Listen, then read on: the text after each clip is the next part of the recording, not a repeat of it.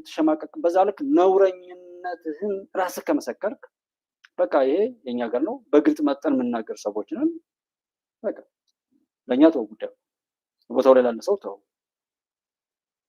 ስለሌሎች ስለጨለማው ብዛትና ጥንካሬ ከማውራት እንደዚህ ቦታው ላይ ያሉ ሰዎች ይሄው ያወሩ ነው ንገረው እዛ የሩስ ሴት ሊያገቡ ነው ምናምን እንደዚህ ሊሰሩ ነው ምናምን እያለ እኮ ነው እና አትደናበሩ አትደንግጡ ማለት እኔ እውነትን ከያዛችሁና እርግጠኛ ከሆናችሁ ኮራ በሉ በቃ እናንተ የምትጠቅሙ ከሆናችሁ እኮ ሰው ወደ እናንተ ነው የሚመጣው ለምንድን ነው ዘና የማትሉ የሆነ ያልሆነ ነገር ለምን እዚህ ሰው ታስቀይማላችሁ ለኔ ምንም ችግር የለብኝ እኔ በጣም ነው ምዝናናው በእንደዚህ ባበዱ ሰዎች ግን አድማጭ ተመልካቾች እኔን ብለው የመጡ ሰዎች ደግሞ ሲበዛም ይመራል አሁን አይበለውና የገጠር ቀበሌውን አጠቃላይ ቢቆጣጠረው ማለት ነው መከላከያ ሰራዊት እኛ የምንቆርስበት ቦታ አይኖርም ዞሮ ዞሮ ለዚህ ለጎንደር መርዞቹ እነማን ናቸው ካልከኝ አስቻለው የመጀመሪያ አንድ ቁጥር አስቻለው ከዛ በመቀጠል ዮሐንስ ንጉሱ እዛ ቀጥሎ አቶ ሀብቴና እነበለጠ በቃ እነኚህ ሰዎች ናቸው የሚያሰሩት በእርግጥ እነበየነም ጭምር ግን እነኚህ ናቸው ማርዞቹ እንደዚህ ናቸው በለጠ ካንተ ጋር ያለው ጥላቻ ምንድነው በምን እንትገናኙ አብረን በነበርንበት ሰዓት ያው መሰል ነገር እርስ በርስ ነው የሚባለው ምክንያቱም እርስ በርስ በተመለከተ ከየቦታው የተቀራረበ ነውረኛ ቡድን ብዙ ተባብለናል በእርግጥ አንድ ዋናውና ትልቁ ነገር አንድ ባለቤት እንኳን የኛ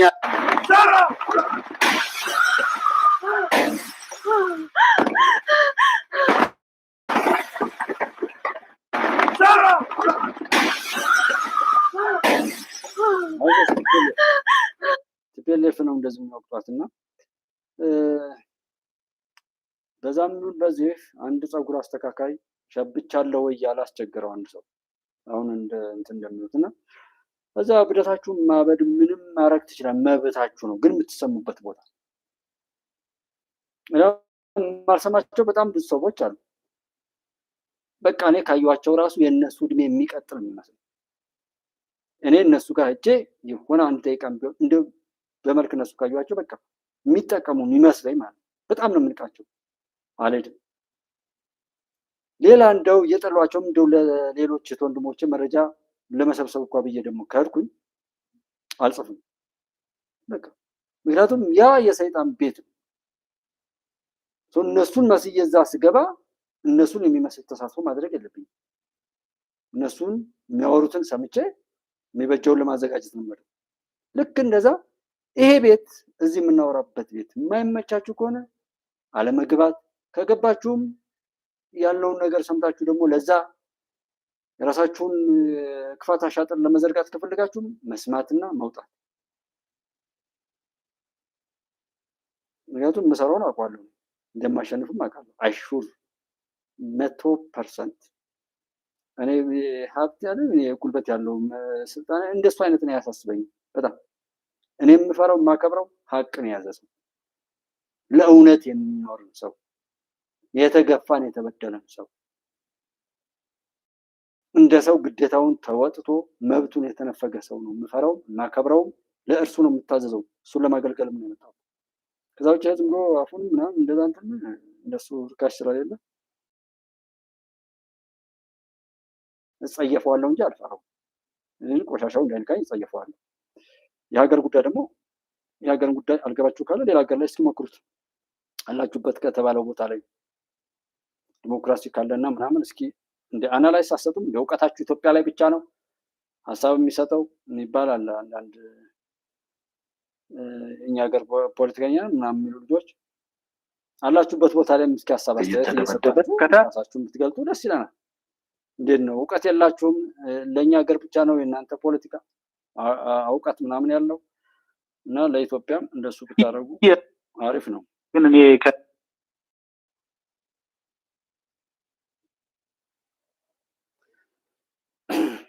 ታደሰ ወረደ እና አብይን የመሳሰሉ ፓንት የሌላቸው እንትን ሱሪ ለብሶ ወደ ትግል ገብቶ አጥበው ሰው አድርገው ሱፍ ለብሶ ፓርላማ ላይ ያስቀመጠው ይሄ ኃይል ነው። ከአማራ ክልል የተነሳ ከትግራይ ክልል የተነሳ ነው። እንደዛ ነው። የራሳ ክርስትና ባይኖር አብይ አህመድ ሱሪ ለብሶ እንደሰው ቁሞ አይሄድም ነበር። እና አብይን የመሳሰሉ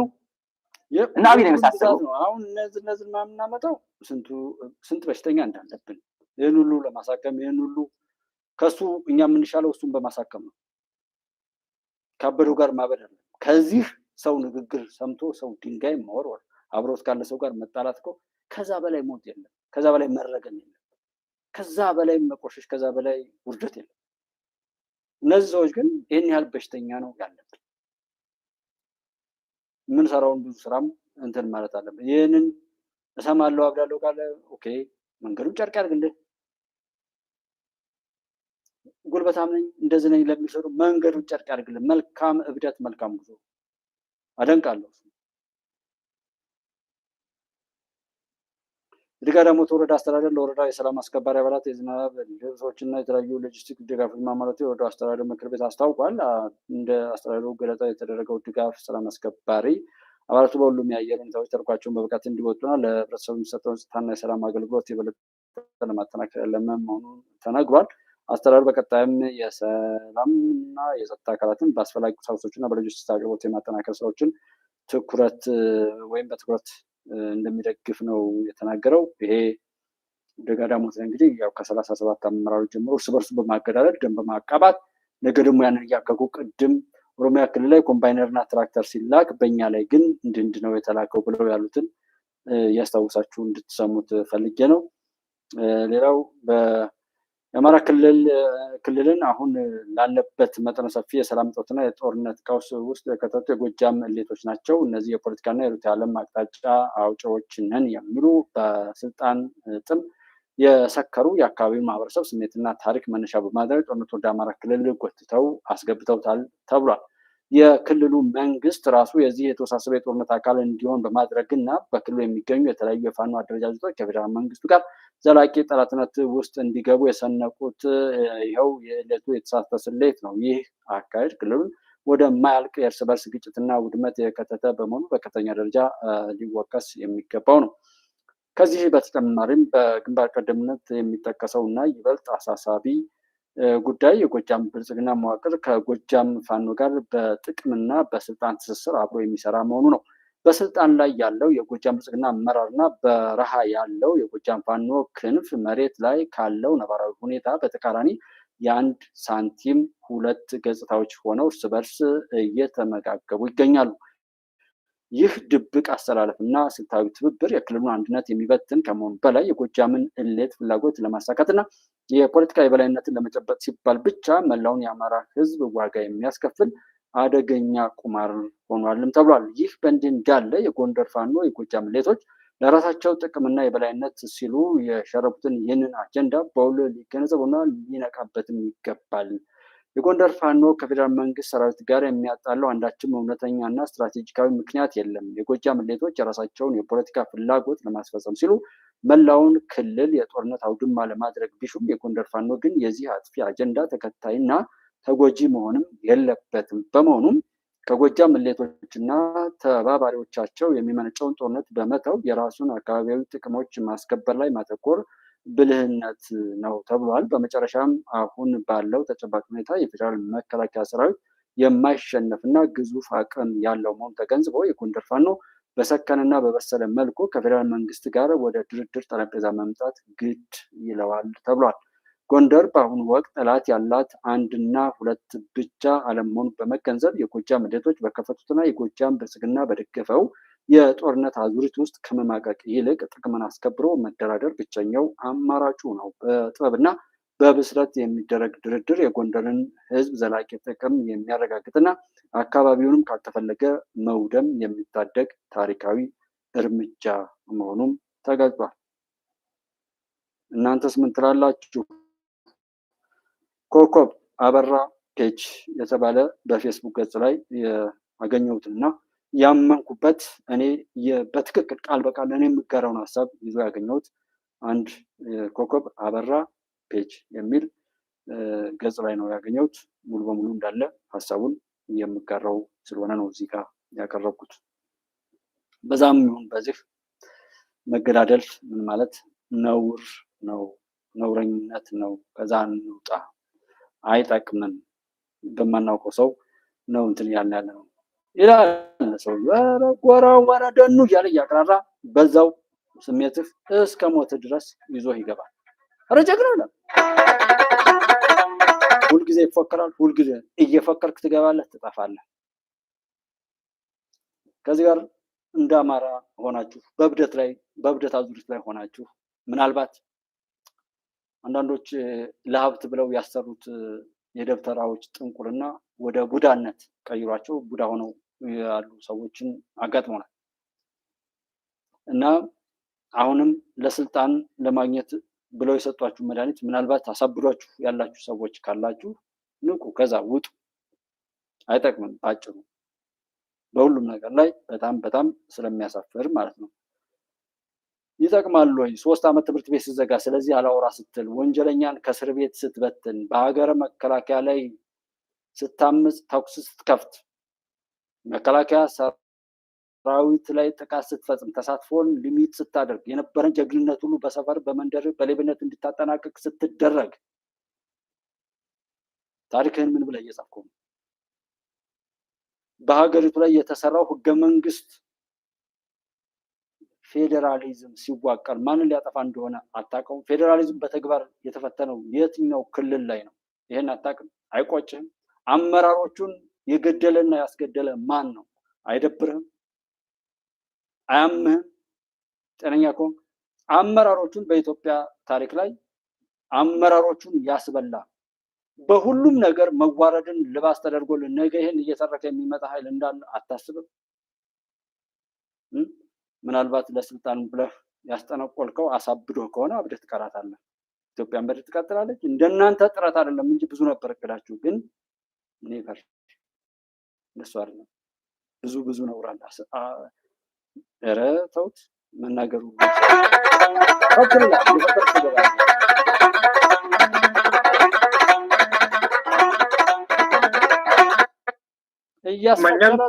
መድኃኒዓለምንም አመሰግናለሁ። አጭር መልእክት ይኖረኛል በቅጡ ለማስተላለፍ እንዲመቸኝ በጽሁፍ ይሻሉ አነባለሁ። ታሪክ የራሱ ነፍስና የራሱ ረቂቅ የስሌት ቀመር አለው። ከነመፈጠራቸው የማይተዋወቁ ሁለት ሰዎችን በራሱ ልብ መርምሮ በራሱ ቀመር አንጥሮ ከየጥጉ ጎትቶ አምጥቶ ለአንድ ወርቃማ ዓላማ ሲል ያገናኛቸዋል። እናም ለብዙሃኑ እውነትና ነፃነት እንደ ጧፍ ያበሩ ዘንድ በፍቅር ያሰልፋቸዋል። ይበራሉ። በድቅድቅ ጨለማ መሀል የተስፋ ብርሃን የነፃነት ወጋገን ይሆናሉ። ይህ አስበው የማይዘልቁት የታሪክ ጥልቅ ምስጢር ነው።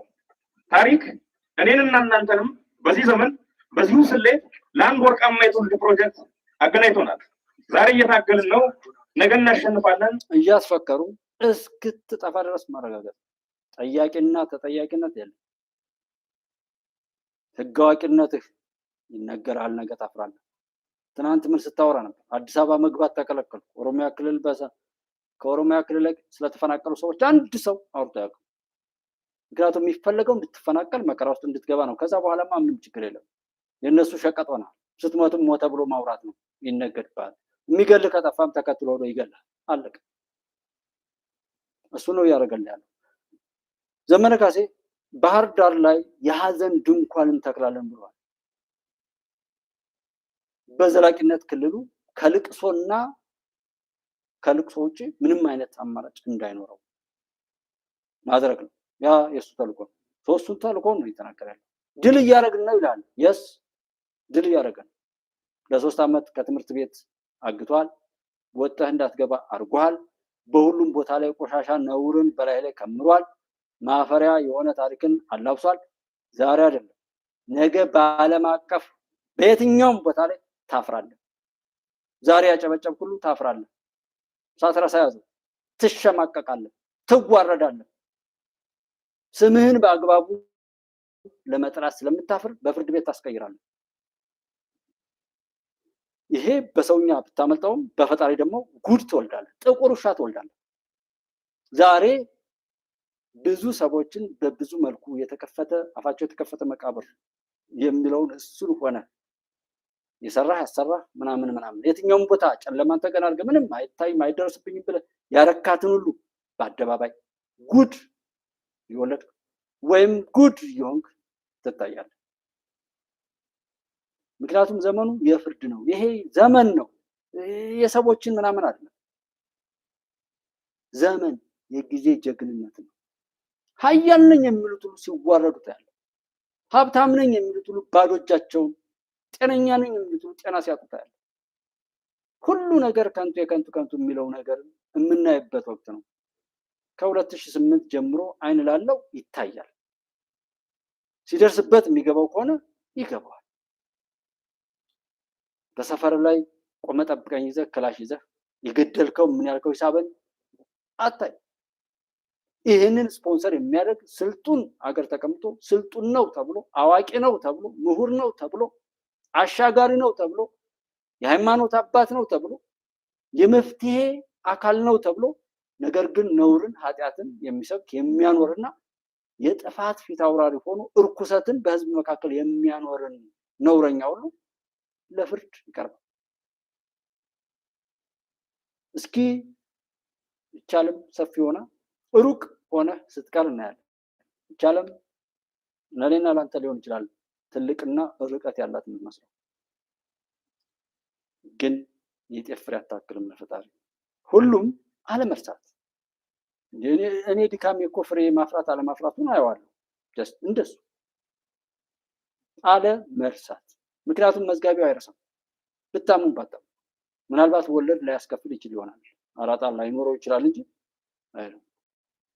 ሰው ገዳዩን እያጨበጨበ ለአንተ መኖር የሚሞተውን እየሰደብክ የሄደ ሰው ባፉ በእጁም በዘመኑ በሙሉ ኃጢአትን ወደ ቤቱ ጠርቷልና ስቃይና ሞት በሱ ላይ ቢበዛ አግባብ ነው። ይሄን ካላደረገ ነው እግዚአብሔር ፈጣሪን የምንወቅሰው። ምክንያቱም የፍርድ ባለቤት አይደለም ማለት ነው። አለዛማ እኔ የማነበው መጽሐፍ ቅዱስ ግብጾች የጻፉት ነው፣ አሜሪካዎች የጻፉት ነው፣ ወይም እስራኤሎች የጻፉት ነው፣ ኦር ሌላ አካል የጻፈው ነው ማለት ነው።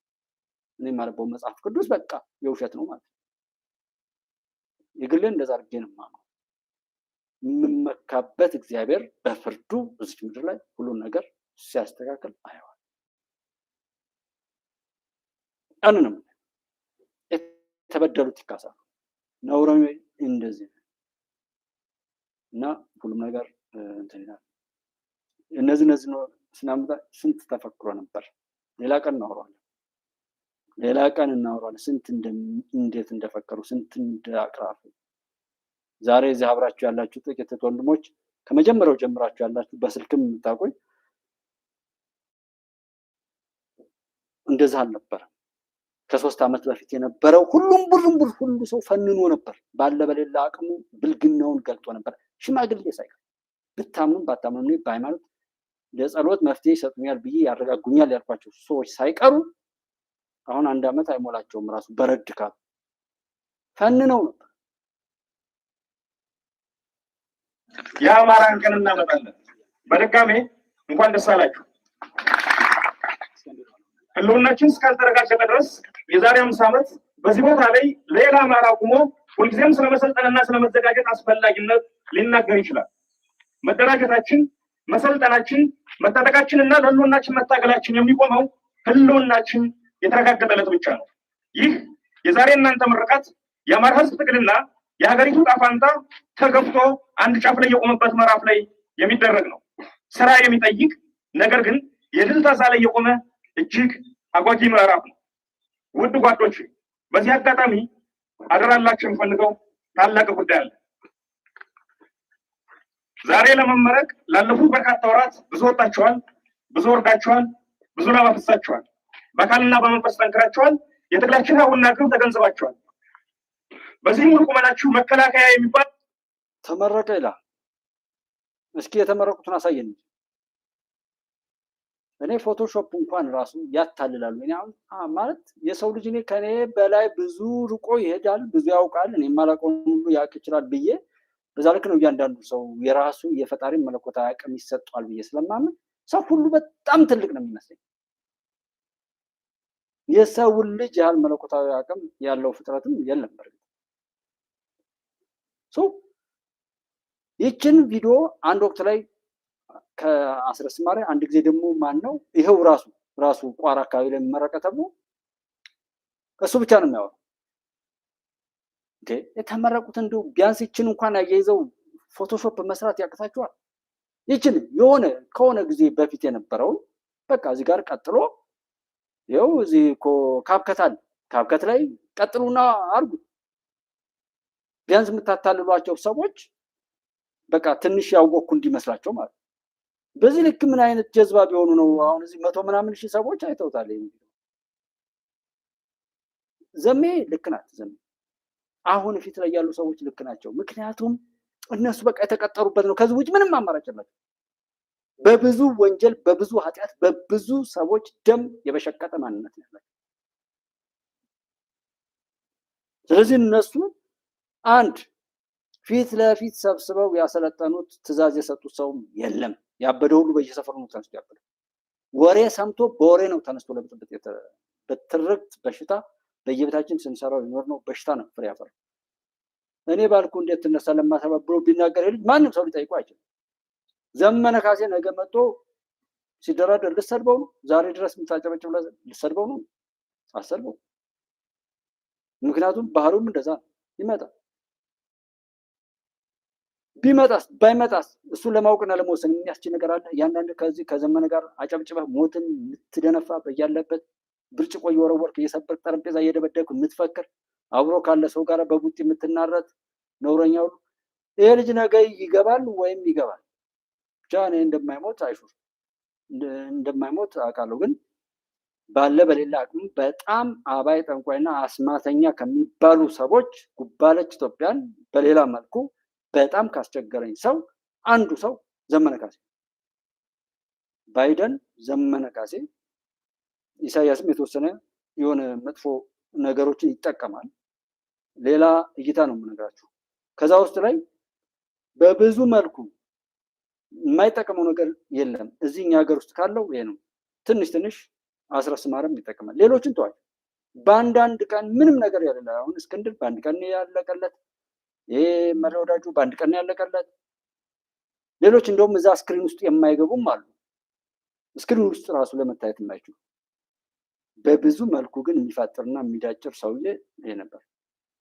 ይሄ በዓለም ላይ እኔ ካሉ ዘመኖች ባይደንና ዘመነ ካሴ ላይ ያላቸው አጋንንታዊ ነገር አሁን ወቅትዩ ጅኒ ወይም ሰይጣን ኢትዮጵያን ለማጥፋት የተሸረበው አሻጥር ተሸክሞ በሀገሪቱ ላይ የሚወራጨው ፋኖ በሚለው ነው። ፋኖ የኢትዮጵያ የጥፋት ሰይጣን ወይም አጋንንት ተሸፍኖ የመጣበት ስያሜ ነው። እንዴት ነው ማብራሪያው ካላችሁ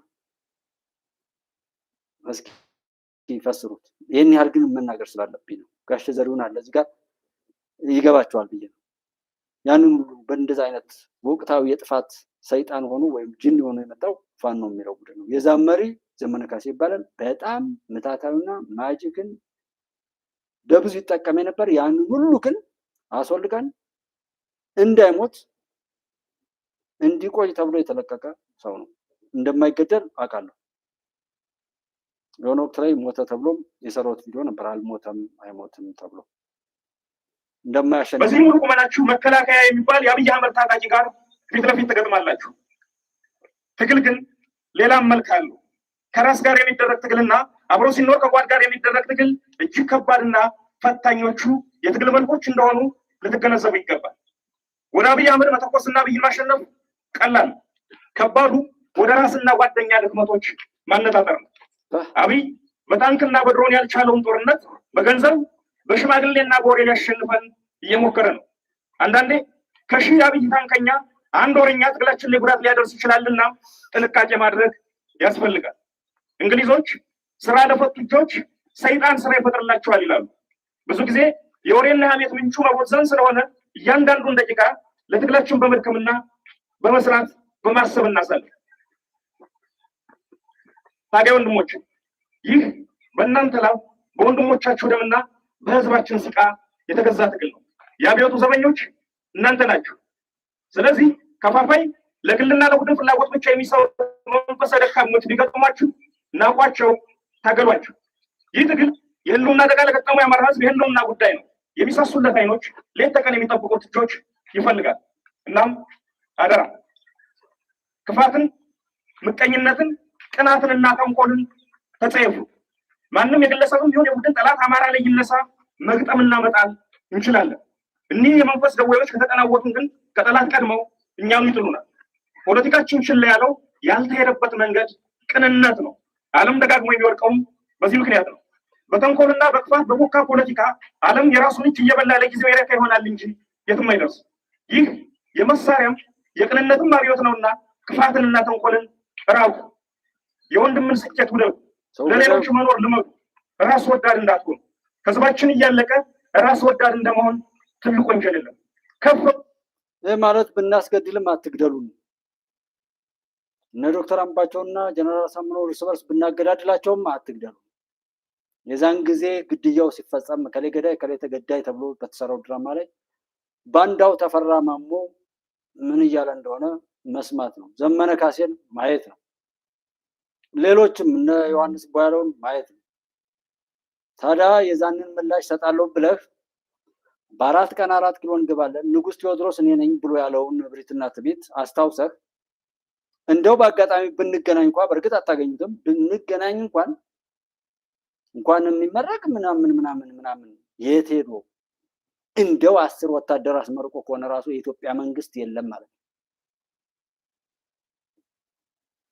10 ሰው በተከታታይ አንድ ቦታ ላይ ተሰብስበው በይፋ የሚታዩ ከሆነ ራሱ ኢትዮጵያ መንግስት የላትም ማለት ነው። መከላከያ እውነትም መከላከያ አይደለም ማለት ነው።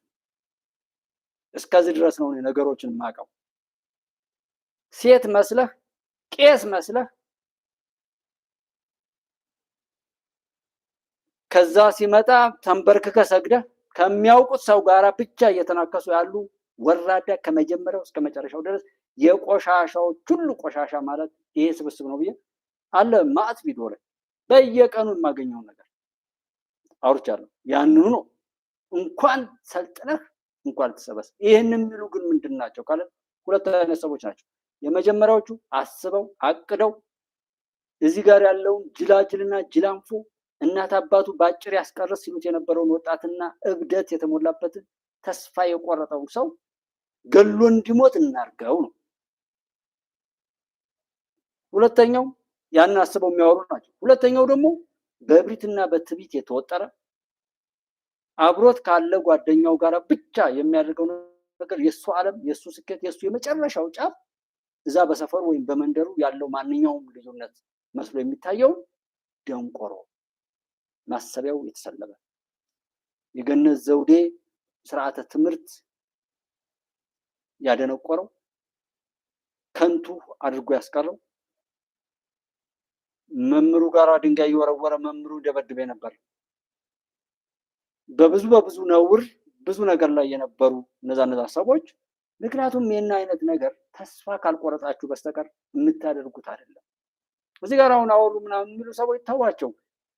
እርግጠኛ ነኝ ህይወታቸው በሙሉ ተስፋ የሌለው ከተወለዱበት ቤተሰብ ጀምሮ ምንም አይነት ብሩህ ተስፋ ብሩህ እይታ የማይታያቸው ሰይጣናዊ ማንነትን ከልጅነት ጀምሮ ወርሰው ሰው ለበቀል ብቻ የሚያልሙ ሰዎች ካልሆኑ በስተቀር አሁን ባለው ነገር ላይ ግፋ በለው አይሉ። እኛ ሀገር ግፋ በለው ወይም ምናምን እንኳን ተባለ ከተባለ ወያኔ ሰሜን ዕዝ ላይ ያንን ጥቃት ፈጽሞ ከተነሳ በኋላ የሆነ ግራ የሚያጋቡ ነገሮች ይሄዳል አይመጣም እንደዚህ ብሎ ለመረዳት አቅም ይጠይቅ ስለነበር በዛን ሰዓት ላይ ሰዎች ቢሳሳቱ ኦኬ። በዛን ሰዓት እንኳን በየሰፈራችን ስማችንን እየሰበሰቡ ስለዛ ወያኔ ስለሚባለው ሌባ ቡድን ሲሰራው የኖረውን ነገር እየተረከሱማ እንዳይመጣብን እያሉ በሱ በኔጋቲቭ ወይም በተቃራኒ ቆመው እሱን ለማጥፋት የሚሰሩና የሚያሰሩ ሰዎችን በወረቀት መዝግቦ ጀሊያቸው በየሰፈሩ ነበር። አንዱ ዘመነ ናቸው ማለት ነው። እና ይሄንን ማለት እኔ እንጃ በምን አመክንዮ ምን ሰርቶ ምን አድርጎ ድልድይም ቢሆን ስበሩ ገበሬው እርሻውን አያርሳት ዘመን እንኳን በአቅሙ የተናገረ 2017 የኛ አመት ነው። 2017 ገና ነው እንዴ? ገና ነው ጋሽ ዘሪሁን፣ እዚህ ጋር ያላችሁት ወንድሞቼ ገና ነው እንደ 2017። ዛሬም ታዲያ የሚነዳው እኮ ዘመነ ችግር የለበት። ዘመነ ሲጋልበው የሚጋለብ ሲረግጠው የሚረገጥ ምራቅ ሲተፋበት ምራቅ እንዲካከው ምኑንም ሲያስቀምጥበት የሚሸከም ካለ እኮ ዘመነ ልክ ነው። ያሸክመው፣ ይንዳው፣ ይጋልበው እስከ ጉድጓዱ ድረስ ይጨርሰው። ምክንያቱም በዚህ ሰበብ የሚነዳ ሰው እመኑኝ አይጠቅምም። ስለማይጠቅም ነው። በቃ የሰው ልጆች ጋር በምንም አይነት መመዘኛ በደኔም ሆነ በሆነ ነገር አጠጋግተን እንኳን ከሰው እኩል ልንመዝነው የማንችለው በየሄደበት ጥፋት ብቻ መገለጫው የሚሆን እንደ ቦምብ ፈንድቶ የሚያፈነዳው ተቃጥሎ የሚያቃጥል አይነት መጥፎ ባህሪ ያለው እንጂ ሰው የሆነ ሰው ከዚህ ቡድን ጋር ቢገባም ይነቃል፣ ቢገባም ይነቃል። ምክንያቱም እናውቀዋለን እዛ ቦታ ላይ በኢትዮጵያ ፖለቲካ ውስጥ ጠያቂ የሆነ እውነትን የወደደ ህሊናው ያልከዳውና ለህሊናው መኖር የሚፈልግ ሰው ማስጠንቀቂያ ይሰጠዋል። አለዛም ልቅ ሰው ግድያው ይቀነባበርና የሚላከክበት ሰው ተፈጥሮ ይገደላል። በእነዚህ ሰዎች እንኳን ውባንተ የሚባለውንና ከፍ ያለውን የሚባሉ ሰዎችን ማስታወስ በቂ ነው። ግን እዚህ ስብስብ ላይ በአጠቃላይ የጮኸው ሰው እንዳልኳችሁ የተረገመ በምንም አይነት መልኩ ካልሞተ በስተቀር የማይድን ሰው ብቻ ነው የተሰበሰበው እንጂ ጤነኛ የሆነ ሰው ድኗል። ወደው ህዝባችን እያለቀ ራስ ወዳድ እንደመሆን ትልቅ ወንጀል ነው። ከፍ ባላችሁ ቁጥር የበለጠ ትሁቱን። ይህንን የምላችሁ የዓለም ፖለቲካ እንዴት እንደሚሰራና እንደሚሰራ የማላውቅ ቂል ሁኝ አይደለም። ይልቁንም በመደበኛ ፖለቲካ ውስጥ ያለው መደበኛ የቅጥፈት መንገድ ውጤቱ ውድቀት እንደሆነ የዓለም ተሞክሮ በተለይ ደግሞ የራሳችን ልምድ ስለሚነግረኝ ይህ ትግል የህዝብ ትግል ነው። ይህ ትግል ለአማራ ህዝብ የሚደረግ ትግል ነው። መነሻችንም መድረሻችንም ህዝባችን ነው። ምድራዊው እግዚአብሔራችን ህዝብ ነው። ይህን እግዚአብሔር አይኑን መጠንቆል ያስቀስተው። በስህተት እንኳን ህዝብን የሚያስቀይም ነገር እንዳትሰሩ፣ ክልክል ነው። ይህንን ያለው ይህንን ሁሉ ማለት ይችላል እና ማነጻጸሪያ ከወሰዳችሁ ታረቁ ብለው የሄዱ እናት አባቶችን አንበርክኮ አዋርዶ 14 ሰዎችን የረሸነው ይሄ ሰው፣ 37 ሰዎችን ደጋዳሞት የጨፈጨፈው ይሄ ነው እና አስረስ ማርያም መሸንቲ ላይ 12 መምህራንን አግተው አትግደሏቸው፣ መግደል ይበቃናል፣ እስካሁን የገደል ሰው እየበዛበት ነው የተባለው ይሄ ሰው የሰራው ነው። ዘመነ ካሴ ብላ አንዷ የመምህር ሚስት የልጆችን አባት ያስተማርነው ልጅ የገደለው ዘመነ ካሴ ሀገር ነው። 12 ቁጥር ሚስማር የተመታበት እዛ ህዝብ መካከል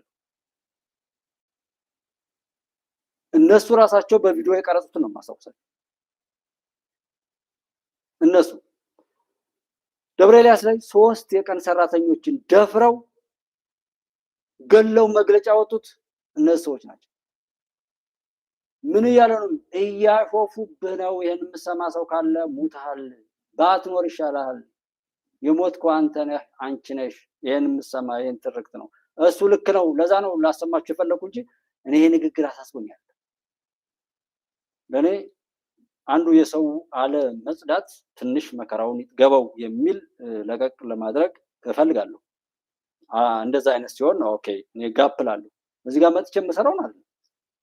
ሌት ተቀን እንፋለምበት ሌላ ላይ ከእግዚአብሔር ጋር ያን ያህል ግብግብ የምገጥመው ከእሱ ጋር በጸሎትና በልመና የራሴ የሆነ መርሃ ግብር አለ። በዛኛው ማለት ነው። ይሄኛው እንደ ሰው ነው። በዛኛው መንፈሳዊ በሆነ መልኩ ደግሞ ሌላ ዓለም አለ። ከእናት ከአባቶች ጋራ ከእግዚአብሔር ጋር የምገናኝበት መስመር ማለት ነው። ስለዚህ ያሳስቦኛል። ግን እንዲህ ይቀለዳል ነው። ስንት ሰው ሞተ? እስረኛ የበተኑ ትምህርት ቤትን ለ3 ዓመታት ዘግቶ ቁጭ አደረገ። ጤና ጣቢያን ያወደሙ ሰዎች እንደ በግ እየታገቱ ይሄ ሰውዬ ከተናገረው ድልድይ መስበር፣ ገበሬውን እርሻ እንዳያርስ ማድረግ እና መሰል እስኪ ደግሞ ትዝ ያላችሁ ሁሉ አስታውሱ። ምክንያቱም ይሄንን ሰው የሚጋልቡት ኃይሎች ሻዕቢያንና ሌሎች ኃይሎች ይሄ ሰው ይሄን እንዲያደርግ ነው የተቀጠለው። በቃ ቀጥሩ ይሄን። ስለዚህ ልክ ነው። ኮሎኔል ጌታውን ነው የሚባል እያለቀሰ ሲለምን እኔ እንኳን ቪዲዮ ሰርችበታለሁ። ብዙ ተወልቦች ሰርተውበታል። በቁንዝላ አካባቢ ላይ በዱር ቤቴ ይስማላ አካባቢ ላይ ሆኖ አንድ ቄስ ጋር ሆኖ እየጮኸ ዘመነ ያልሰራዋል። ቄሶች ሁሉ ሳይቀሩ ንጉስ ቴዎድሮስ እኔ ነኝ ምናምን የሚለውን ቀመር ሁሉ ሰዱትና ብቻ ይሄንን የምንለው አሁንም አትሸወዱ፣ አትታለሉ። ምንም የሚቀየር ነገር የለም። ባለጌ በብልግናው ይጠፋል። ባለጌው እስኪጠረግ ድረስ ጊዜው ይረዝማል። መጠረግ ስላለበት በደንብ ኢትዮጵያ መንጻት ስላለበት በደንብ ነው የምንጠረገው።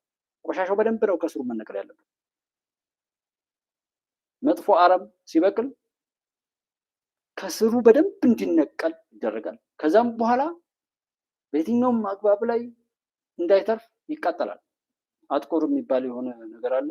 በመተማ አካባቢ ላይ ቡዳ የሚሉት አለ። ማሽላው አካባቢ ላይ ከበቀለ በእኛ በደጀን ዙሪያ ላይ አጥቆር ነው የሚባለው። ማሽላ አካባቢ ላይ ከበቀለ ማሽላውን ወደ መሬት ነው የሚመጣው።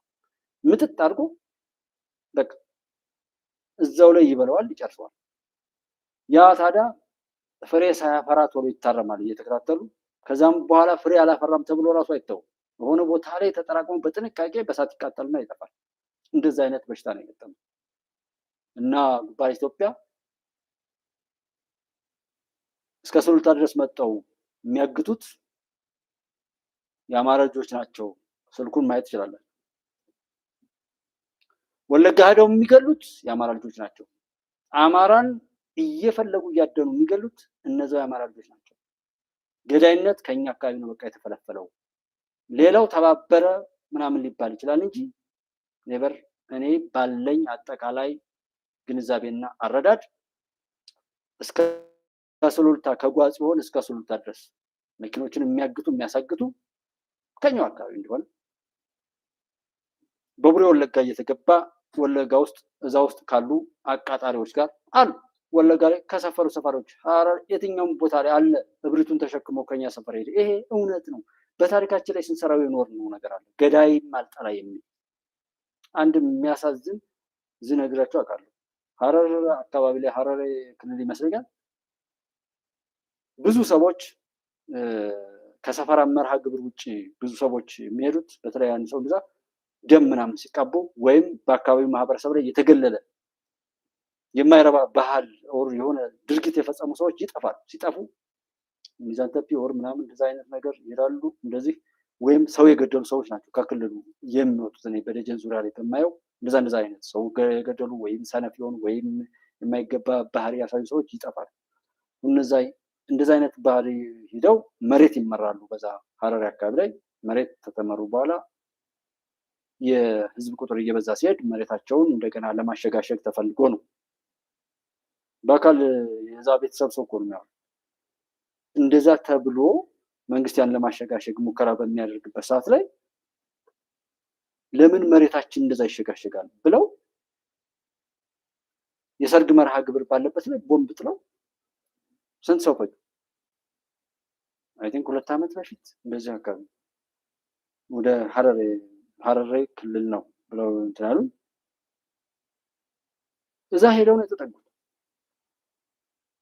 መሬት መንግስት ሲያሰጣቸው መሬት አለ። እንደ መንግስት ነው፣ እንደ ግለሰብም አልመጣም። እሺ ያንን ሰው እንትን በተባለ እንዴት በሰርግ መርሃ ግብር ላይ ቦምብ ይጥላል? ታዲያ አሁን እንደዛ አይነቱን ሰው ምንስ አይነት ነገር ቢያደርጉት የእንደዛ አይነቱ ቆሻሻ ባህሪ ነው ህዝብን ሁሉ የሚያስጠላ። አሁን ይህንን ዘመንንም ሆነ ሌሎችን የሚመስለው አይነት ቆሻሻ ባህሪ ነው ለሌላው መልካም ህዝብ ሁሉ እየተረፈ ያለው። ህዝብ ነው። ከመሀር አረም ይኖራል ይታወቃል።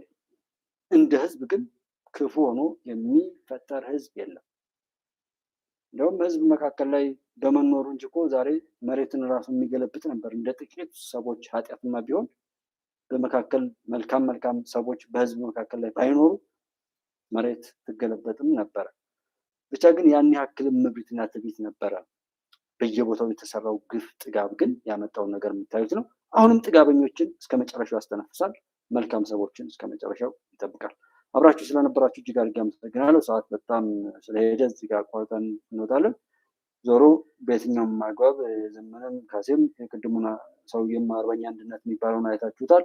የህወሓትና ጭፍሮቹንም እንዳያችሁት ነው። ማናቸው ስታሊንም ሆነ ሌሎች የሚሉትን ሁሉም ግን የዘረውን የሚያክልበት ስለሆነ የተከበራችሁት ወንድሞቼ እኔና እናንተ ራሳችንን ጠብቀን ከቻል በመልካም ለመሳተፍ ካልቻልንም በየትኛውም አግባብ ክፎችና የክፎች ክፉ እቅድ እንዳይነካን አድርገን ያየነውን ነገር ሁሉ በሚጠቅም ለመመንዘር ጥረት እያደረግን ይህን ዘመን እንሻግራለን። ክፉ የሆነ ሁሉ አይተርፍም፣ መልካም የሆነ ሁሉ ደግሞ አይነካም። የኢትዮጵያ ድል ይቀጥላል። የትኛውም ቦታ ላይ መልካምነት ያተርፋል። ኢትዮጵያ ታበጽሕያ በእግዚአብሔር። መልካም ጊዜ። ደህና ቆዩ።